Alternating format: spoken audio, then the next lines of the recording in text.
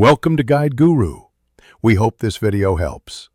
You start by collecting sturdy paper, a craft knife, ruler, and black cardstock. These give a clean, dark mask that creates crisp bokeh.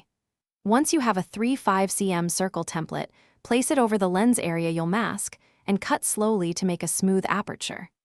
Make sure to cut the chosen shape centrally and keep edges neat. Doing this carefully matters because imperfections show in the bokeh highlights. Now prepare a roll of tape to mount the mask securely. Don't tape until alignment is checked. Once the mask pieces are ready, cut the inner bokeh shape slightly smaller than the template to produce a clear silhouette.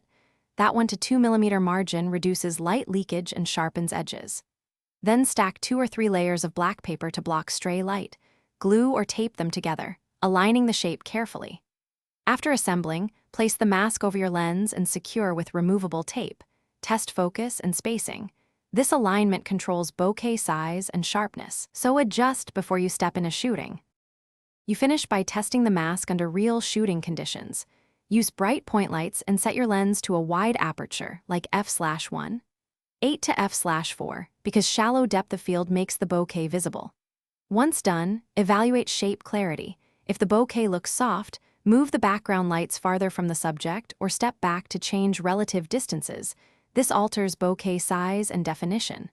If light leaks or ghosting appear, make sure edges are sealed and add another black layer. Thanks for watching. Consider subscribing if we helped you today.